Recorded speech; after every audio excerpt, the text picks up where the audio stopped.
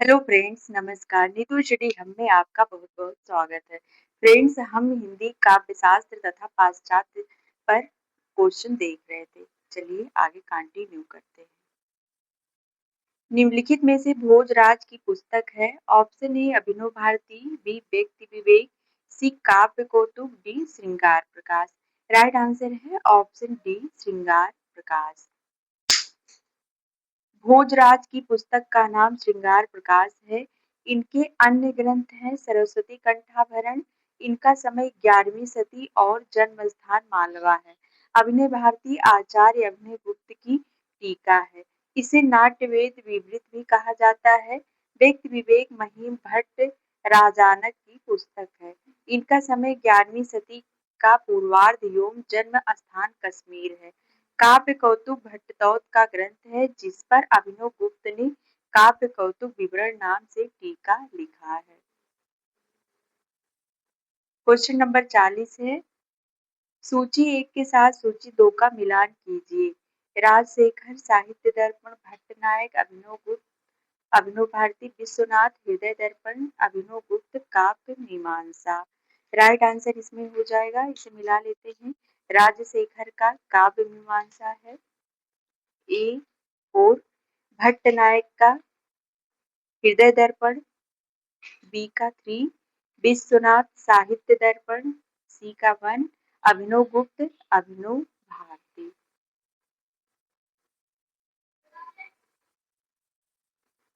इसमें right answer हो जाएगा ऑप्शन बी।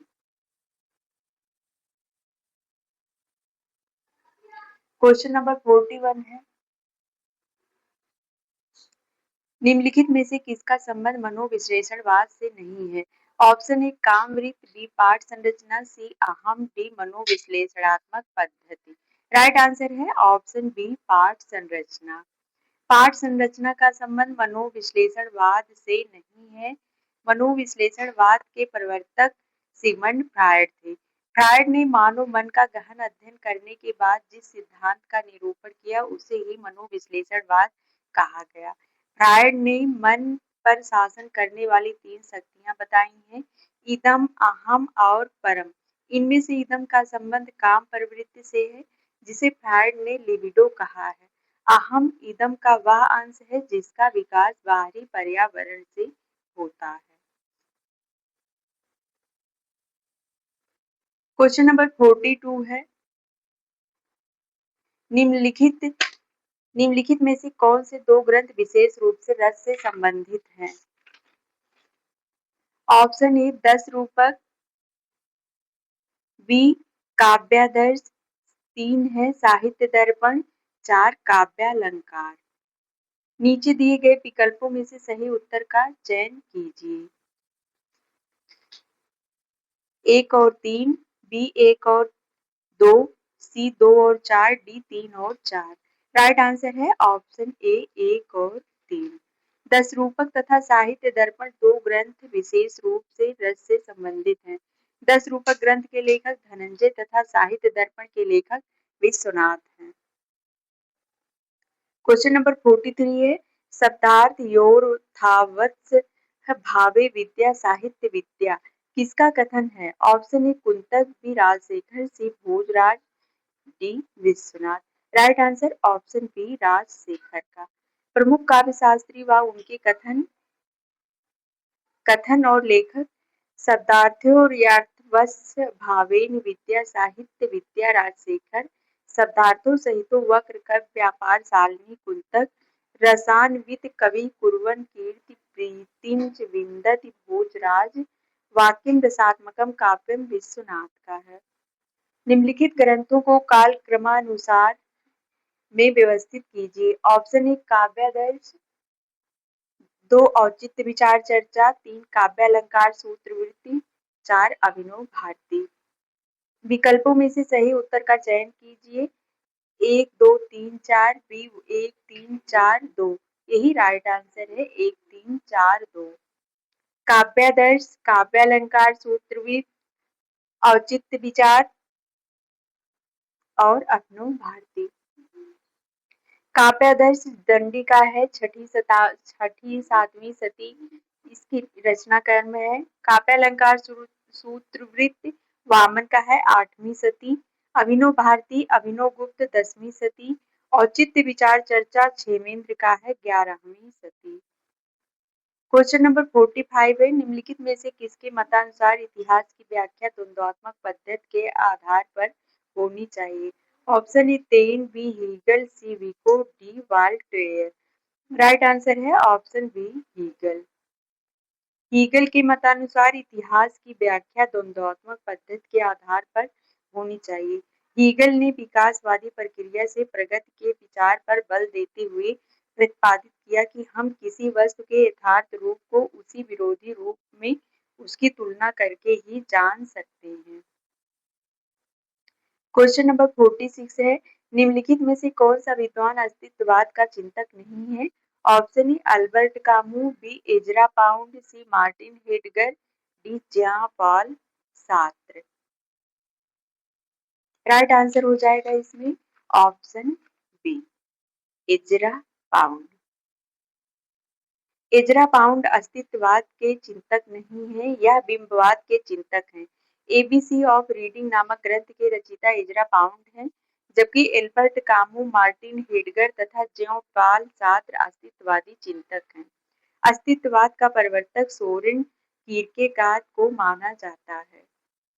क्वेश्चन नंबर 47 है अंडरस्टैंडिंग पोएट्री पुस्तक के लेखक हैं। Option A Allen Tate, B Tillyard, C Cleanth Brooks, D sir William Empson. Right answer option C Cleanth Brooks.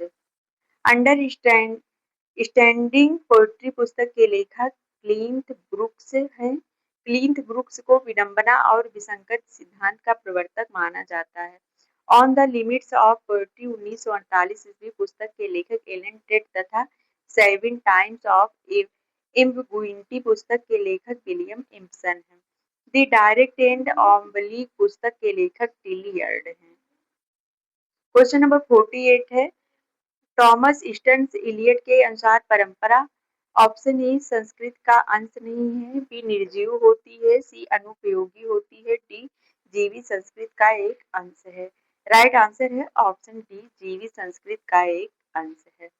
Thomas Sterns Elliot के अनुसार परंपरा जीवी संस्कृत का एक अंश है।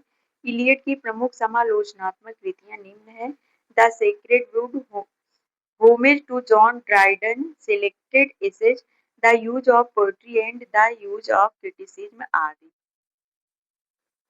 निम्नलिखित में अस्तित्ववाद की विशेषताएं हैं। ऑप्शन ए जीवन की निरर्थकता का बोध, 2 जीवन की सार्थकता का बोध, 3 मृत्यु बोध, 4 परंपरा के प्रति आस्था। नीचे दिए गए विकल्पों में से सही उत्तर का चयन कीजिए। 1 और 2, 1 और 3, 2 और 3, डी 3 और 4। राइट आंसर है ऑप्शन बी 1 और 3। जीवन की निरर्थकता का बोध और मृत्यु बोध।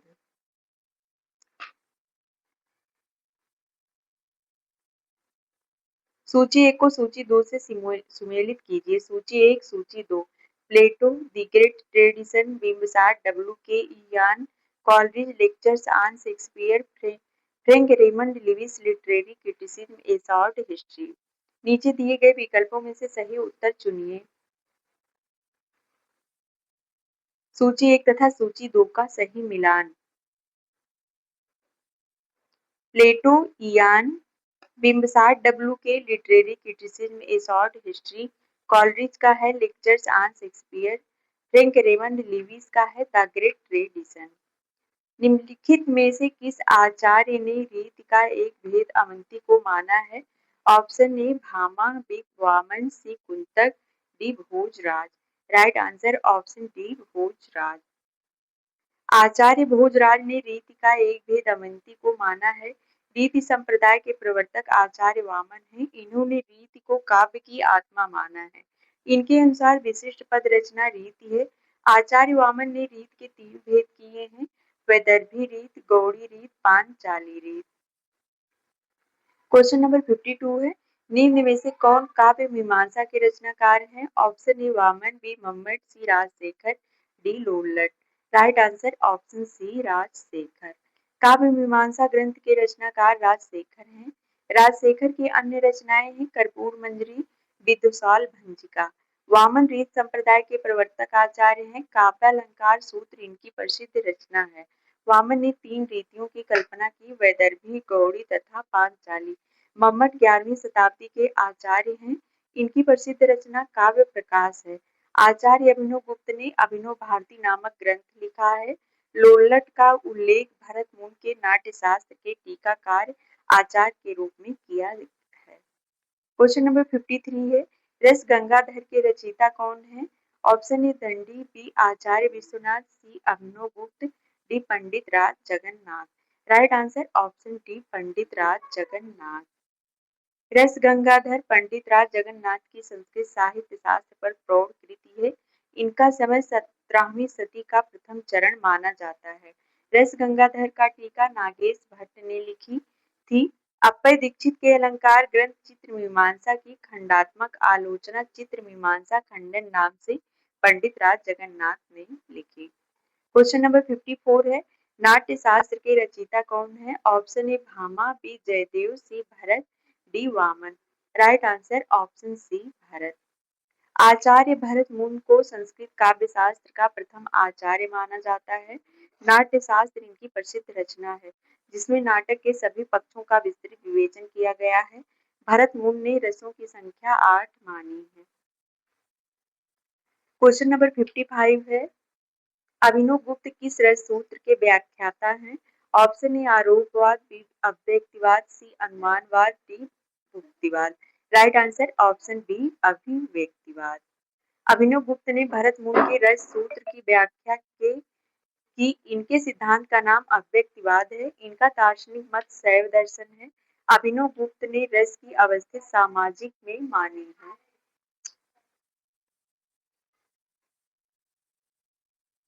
क्वेश्चन नंबर 56 है, निम्न विकल्पों में से संकर विकल्प कौन सा है? ऑप्शन ए प्लेटो विरेचन, कार्ल मार्क्स सहजानुभूत, क्रोंचे अभिव्यंजनावाद, हीगेल यथार्थवाद। Right answer option C Croce अभिव्यंजनावाद। क्रोंचे अभिव्यंजनावाद इनकी पुस्तक है new essays on aesthetic, Plato प्रत्यय सिद्धांत, गणतंत्र लॉज यौन। हीगेल का है द्वंद्वात्मक पद्धति प्रपंच शास्त्र इनकी पुस्तक है। कार्ल मार्क्स मार्क्सवाद दास कैपिटल इनकी पुस्तक है। क्वेश्चन नंबर 57 है, निम्न में से कौन अलंकारवादी आचार्य नहीं है? Option A Bhama, B Dandi, C Kuvalayanand, D Jaidev. Right answer option C Kuvalayanand. Bhama, Dandi, Jaydev अलंकारवादी आचार्य हैं। कुवलयानंद योग वैज्ञानिक अनुसंधान के अग्रदूत हैं। काव्यालंकार भामा की रचना है तथा काव्यादर्श दंडी की। जयदेव ने चंद्रालोक नामक अलंकार शास्त्र की रचना की है। क्वेश्चन नंबर 58 है, अलंकारवादी आचार्य इनमें से कौन है? Option A Vishwanath, B Dandi, C Mammat, D Kuntak. Right answer option B दंडी।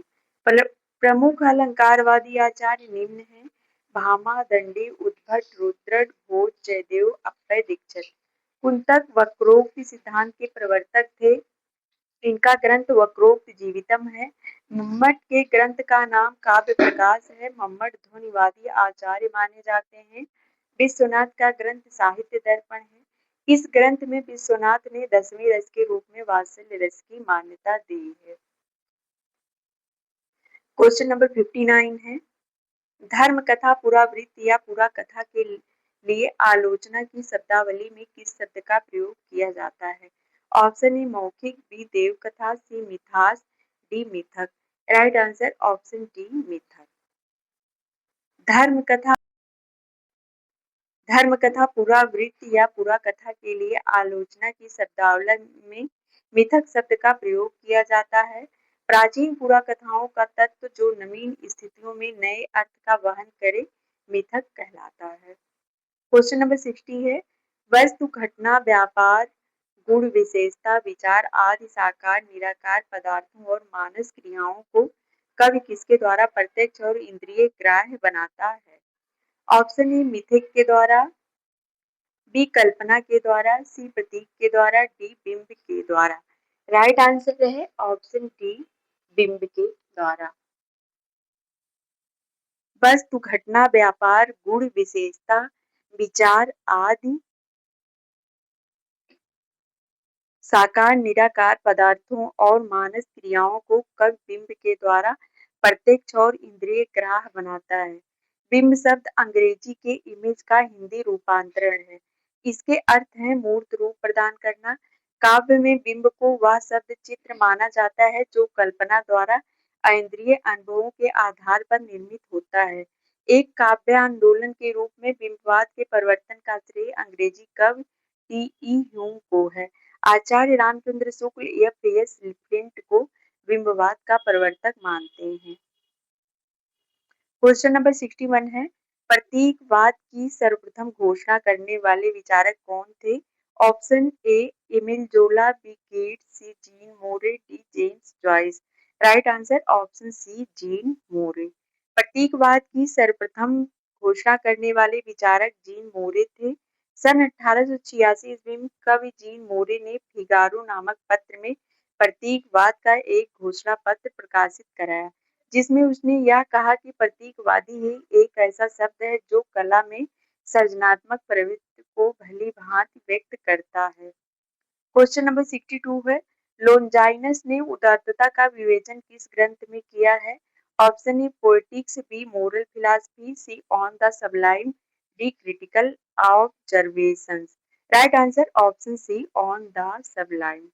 लोनजाइनस ने उदात्तता का विवेचन ऑन द सबलाइम ग्रंथ में किया। लोनजाइनस ने काव्य को श्रेष्ठ बताने वाले तत्वों पर विचार करते हुए इस सिद्धांत का प्रतिपादन किया। वे उदात्त को काव्य का श्रेष्ठ बनाने वाले तथा कवि को प्रतिष्ठा दिलाने वाला तत्व मानते हैं। इनका प्रमुख ग्रंथ प्रिपेड इप्सुस है। क्वेश्चन नंबर 63 है, किस पाश्चात्य विचारक ने कला और सहजानुभूति को अभिन्न माना है? Option A, Benedetto Croce, B, I A Richards, C, Spingarn, D, T S Eliot. Right answer option A, Benedetto Croce. Benedetto Croce ने कला और सहजानुभूति को अभिन्न माना है। इनके प्रमुख ग्रंथ हैं aesthetic, new essays on aesthetic आदि। क्रोचे प्रत्ययवादी दार्शनिक थे, ये आत्मवादी भी माने जाते हैं। क्रोचे आत्मा या चेतना की चार क्रियाएं मानते हैं। इन्होंने कला निर्माण में प्रतिभा को मूल कारण माना है। क्वेश्चन नंबर 64 है, रीति के आधारभूत तत्व के रूप में वामन का दृष्टिकोण कैसा दृष्टिकोण है? ऑप्शन ए, विशुद्ध सौंदर्यवादी, बी, विशुद्ध शिल्पवादी, सी, विशुद्ध कथ्यवादी, डी, विशुद्ध रसवादी। राइट आंसर ऑप्शन ए, विशुद्ध सौंदर्यवादी। रीति के आधारभूत तत्व के रूप में वामन का दृष्टिकोण विशुद्ध सौंदर्यवादी है। वामन रीति संप्रदाय के प्रवर्तक आचार्य हैं। इनका समय विद्वानों ने 8वीं सदी का उत्तरार्ध माना है। वामन ने काव्यालंकार सूत्र नामक ग्रंथ की रचना सूत्रों में की है। आचार्य वामन ने रीत के 3 भेद तय किए हैं, वैदर्भी, ललिता रीति, गौड़ी, परुषा रीति, पांचाली।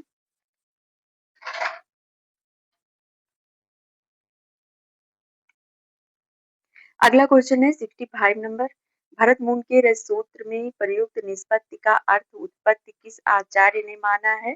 ऑप्शन ए, अभिनव गुप्त, बी, भट्ट लोलट, सी, भट्ट नायक, डी, शंकु। राइट आंसर है ऑप्शन बी, भट्ट लोलट। भरत मुनि के रस सूत्र में प्रयुक्त निष्पत्ति का अर्थ उत्पत्ति आचार्य भट्ट लोलट ने माना है। आचार्य भट्ट लोलट को भरत के रस सूत्र का प्रथम व्याख्याता माना जाता है। आचार्य शंकुक ने निष्पत्ति का अर्थ, अनुमित भट्टनायक ने भुक्ति तथा अभिनव गुप्त ने अव्यक्ति को माना है।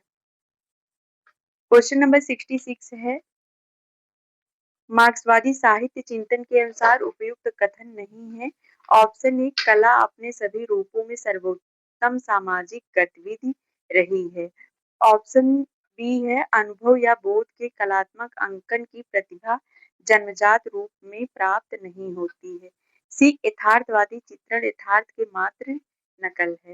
राइट आंसर ऑप्शन सी, यथार्थवादी चित्रण यथार्थ के मात्र नकल है।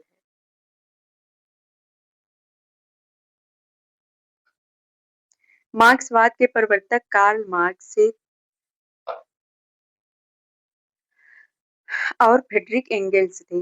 साम्यवाद या मार्क्सवाद एक ही विचारधारा के दो नाम भी हैं, जिसे वैज्ञानिक समाजवाद और क्रांतिकारी समाजवाद भी कहा जाता है। मार्क्सवादी आलोचना के प्रमुख समीक्षक निम्न हैं: Lucas, Lenin, Mao Tse Tung, Gramsci, Caudwell, Charles Thomson, Benjamin Goldmann, Adorno आदि हैं। यथार्थवाद और मार्क्सवादी आलोचना के संबंध और साहित्य में यथार्थ चित्रण के विषय में मार्क्सवाद दृष्टिकोण की समझ के लिए एंगेल्स का यह कथन उल्लेखनीय है कि मैं इस बात के लिए आपको दोष नहीं दे रहा कि आपने विशुद्ध समाजवादी उपन्यास नहीं लिखा। मेरा मतलब यह बिल्कुल नहीं। मैं जिस यथार्थवाद की बात कर रहा हूँ वह लेखक के विचारों के बावजूद भी कृत में आ सकता है। लेखक के विचार जितने ही अप्रकट रहे हैं उतना ही कलाकृत के लिए अच्छा होगा। इसे मैं यथार्थवाद की बड़ी भारी विजय मानता हूँ। क्वेश्चन नंबर 67 है, साहित्य के महत्व के संबंध में मार्क्सवाद सिद्धांत विषयक असंगत कथन है। ऑप्शन ए, साहित्य वर्गों के बीच विचारधारात्मक संघर्ष में महत्वपूर्ण अंग है। बी, साहित्य श्रमिक वर्ग व जनसाधारण की शिक्षा और चेतना में योगदान कर सकता है। सी, साहित्य से शोषकों की शक्ति को मजबूत बना सकता है तो उसकी जड़ें भी खोद सकता है। डी, वर्ग अचल व अपरिवर्तनशील होते हैं तथा उनका आपसी संबंध इतिहास की धारा के साथ बदलता है। राइट आंसर ऑप्शन डी है।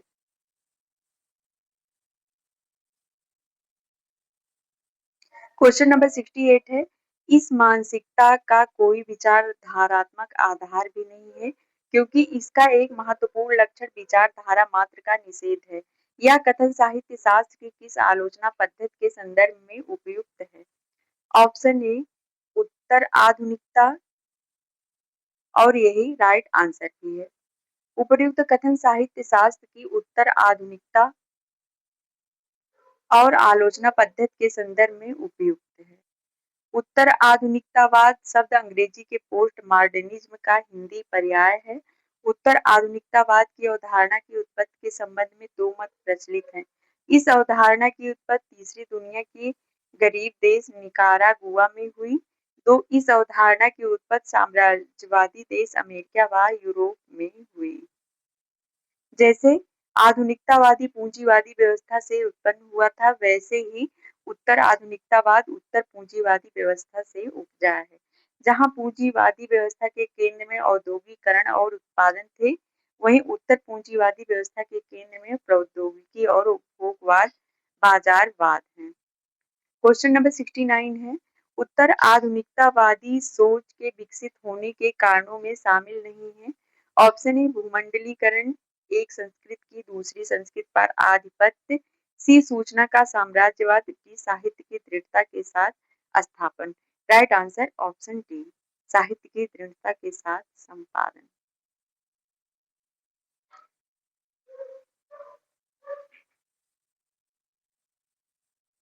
क्वेश्चन नंबर 70 है, उत्तर आधुनिकतावादी अवधारणा के प्रभाव के संबंध में असंगत कथन है। ऑप्शन ए, संस्कृत व कलाकृतियों भी उत्पाद हो गई हैं। बी, वैशिष्ट का महत्व कम हुआ, संख्या का महत्व अधिक हुआ है। सी, रचनाकार का ध्यान प्रभाव की प्रकृति और गुणवत्ता पर टिका रहता है, प्रसार व सफलता पर नहीं। डी है, आइडियालॉजी की जगह टेक्नोलॉजी का वर्चस्व बढ़ने वाला है। इसमें राइट आंसर है ऑप्शन सी, रचनाकार का ध्यान प्रभाव की प्रकृति और गुणवत्ता पर टिका रहता है, प्रसार व सफलता पर नहीं। फ्रेंड्स, आज के लिए बस इतना ही। मिलते हैं अगले वीडियो में।